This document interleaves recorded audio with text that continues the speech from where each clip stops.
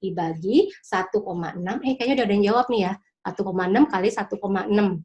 Saya nggak bisa ngeliat deh. Berapa ketemunya? 30 sekian. Ya, betul.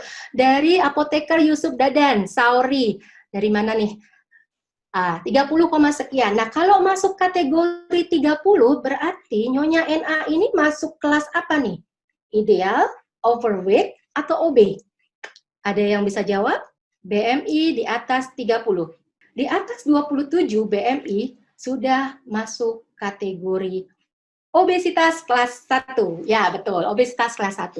Ya, jadi teman sejawat harus tahu bagaimana mengklasifikasikan pasien ini. Kenapa? Karena nanti faktor risiko penata laksana dislipidemia adalah terkait dengan BMI. Seperti tadi dokter dia sampaikan. Terima kasih yang sudah berpartisipasi. Nanti akan ada hadiah dari saya yang benar ya. Terakhir, mungkin nanti dihubungin panitia. Oke, kita lanjut lagi, kita kumpulkan datanya. Setelah kita lihat pasien seperti ini, kita pasti bertanya-tanya, profil pasien seperti ini bagaimana dengan data hasil laboratoriumnya? Pemeriksaan laboratorium hari kemudian ternyata didapatkan data seperti ini. Random plasma glukosnya dia 160, artinya di atas normal. HbA1c-nya di atas normal, berarti dia positif diabetes mellitus.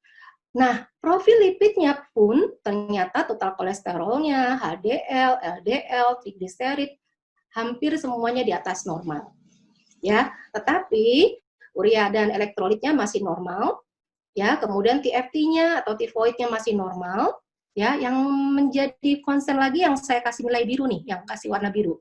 Retinal fotografi, dia sudah grade R1. R1 artinya apa? Bahwa pasien ini sudah mulai mengalami retinopati ringan. Ya, ini hasil pemeriksaan laboratorium. Oke. Nah, data pendukung lainnya setelah kita menggali lebih lanjut, ternyata pasien ini Nyonya NA masih aktif bekerja sebagai akuntan. Mengaku tidak pernah berolahraga, tapi tidak merokok, berarti ada 1 poin plusnya ya, tidak minum alkohol, ada poin 1 plusnya juga, tapi si pasien juga menyampaikan bahwa dia tidak teratur minum obatnya. Kenapa tidak teratur minum obatnya? Berarti ada hal yang membuat si pasien tidak teratur minum obatnya. Ketidakpatuhan pasien pasti bukan dikarenakan pasien itu sengaja untuk tidak mau mengobati dirinya. Seorang pasien datang ke rumah sakit atau datang ke dokter pasti tujuannya satu, ingin sembuh. Tetapi apabila dia tidak menggunakan obatnya, pasti banyak faktor. Yang pertama, mungkin pengetahuan pasien tekan tentang penyakitnya, tentang obat-obatan yang diminum. Artinya, kita belum bisa memberikan edukasi yang baik dan benar kepada pasien. Yang kedua, mungkin pasien lupa. Faktor yang paling banyak sering kita lihat di riset kesehatan daerah ya, pasien tidak minum obat, lupa. Hal yang simpel dan itu terjadi pada semuanya. Berarti harus ada cara bagaimana supaya pasien dengan penyakit yang harus penggunaan obatnya dalam jangka panjang atau seumur hidup, dia dibantu oleh satu alat yang mampu untuk mengingatkan dia sampai kemudian tidak meninggalkan atau tidak melupakan obatnya. Yang ketiga, bisa jadi karena efek samping dari obatnya. Yang keempat, dia tidak merasa bahwa obat yang diminumnya itu menimbulkan efikasi buat dirinya. Jadi dia merasa, minum obat tidak ada pengaruhnya. Nah, inilah yang menjadi beberapa faktor yang perlu kita gali, sehingga nanti pada saat kita melakukan assessment, kita tahu benar, sebenarnya pasien tidak minum obat teratur, alasannya apa. Ya. Terus kemudian dia sama dengan saya, suka makanan pedas dan bersantan. Ya. Kemudian dilihat lagi riwayat keluarga, dia mempunyai riwayat keluarga ibunya stroke dengan diabetes tipe 2, ayahnya mengalami MI pada usia 84 tahun dan adiknya hipertensi komplit sudah. Dalam riwayat keluarga sudah ada riwayat hipertensi, stroke, diabetes, dan pasien ini juga saat ini dengan profil seperti ini. Nah, sekarang saya kembalikan lagi kepada teman sejawat semuanya. Jika tadi teman sejawat melihat profil pasien seperti itu, hasil laboratorium seperti itu, kira-kira teman sejawat menemukan nggak? Apakah ada masalah terkait obat yang digunakan oleh Nyonya NA?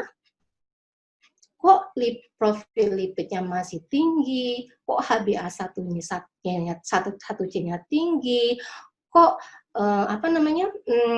pasien tidak patuh minum obat. Kira-kira ada masalah nggak? Kalau hasilnya seperti itu, kita pasti bisa tebak ada masalah. Namun, masalahnya di mana? Nah, ada beberapa cara untuk mengidentifikasi masalah obat. Salah satu yang saya paling sering gunakan dan karena mudah ya teman sejawat semuanya adalah caranya si Cipol ya, Cipol. Nah, ini ada beberapa kategori. Yang pertama adalah kita melakukan pengkajian resep apakah sebenarnya si pasien ini membutuhkan obat ya di dalam terapinya tetapi tidak diresepkan. Tadi kita lihat pasien ini mengeluhkan kesemutan. Ya, kita tidak melihat ada obat seperti itu. Apakah ada obat yang diberikan sebenarnya tidak perlu? Ataukah ada obat yang diberikan dengan salah, dengan dosis terlalu rendah, atau terjadi adverse reaction, atau dosis terlalu tinggi, atau ada problem lainnya, pasien sulit menggunakan obat, dan lain-lain. Nah, sebelum kita menjawab ini semua, jangan pernah kita tergoda untuk langsung melakukan assessment dengan melihat resep, melihat kondisi pasien, dan kemudian menyimpulkan, oh, pasien ini ternyata mendapatkan terapi terlalu rendah atau mendapatkan obat yang terlalu tinggi. Kalau itu kita lakukan, maka kita akan melakukan sesuatu yang salah. Lalu bagaimana caranya? Caranya teman pasti sudah pernah mendengar PCC, Patient Center Care. Ya, Patient Center Care dibangun atas 3 landasan. Yang pertama, collaborate. Kolaborasi, kolaborasi, kolaborasi. Kolaborasi dengan siapa? Dengan dokter. Kolaborasi dengan siapa? Dengan ahli gizi. Kalau nanti terkait dengan dislipidemia. Kolaborasi dengan siapa? Dengan perawat. Kemudian terakhir apa? Yang kedua apa? Komunikasi. Setelah kita bisa keluar basic, kita menyampaikan komunikasi. Yang ketiga, dokumen. Jadi dalam PCC ada 3 komponen yang harus kita penuhi. Kolaborasi, komunikasi, dan dokumen. Nah, untuk mendapatkan ketiga hal tersebut, ada step-stepnya. Step yang pertama pada proses PCC adalah, saya berharap selain ini teman sejawat bisa praktekkan ya, collect atau mencari data. Nah, kita tidak bisa melakukan mengambil satu keputusan apabila kita tidak mendapatkan data yang cukup terkait pasien tersebut. Jadi yang perlu kita lakukan adalah kita mengkolek data. Data terhadap apa? Data pasien, umurnya berapa, BMI-nya berapa, obat yang dipakai apa, sebelumnya dia menggunakan obat apa, riwayat penyakitnya apa, hasil labnya seperti apa, gaya hidup pasiennya seperti apa, punya nggak motivasi, sosial ekonominya seperti apa. Kenapa ini penting kita kolek? Karena nanti inilah yang mempengaruhi keberhasilan terapi. Ingat, kita tidak selamanya berada di sisi pasien. Ya, jadi pasien mempunyai kemandirian untuk mengatur dirinya. Tetapi terlebih dahulu ini harus kita kolek. Saya punya pengalaman beberapa waktu yang lalu ketika melakukan assessment terhadap pasien diabetes mellitus. Kebetulan dia mengalami obesitas yang level 2 ya, sangat parah, sehingga memang kalau dia sampai obesitas yang level 2 itu sudah harusnya operasi ya.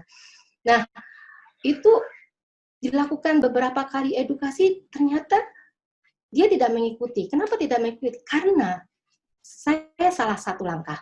Pertama kali asesmen pasien, cek dulu, apakah pasien punya motivasi untuk menurunkan berat badan. Sebab kalau pasien tidak mempunyai motivasi untuk menurunkan berat badan, mau ngomong apa aja, cuma diain sama pasiennya. Menurunkan berat badan itu sulit. Mungkin teman sejawat membuktikan semua. Saya juga membuktikan. Ya, jadi mau ngomong gampang, melakukannya yang sulit ya. Nah, ini kita harus kolek. Nanti kita lihat pasien tadi Nyonya NA seperti apa, kita akan kolek.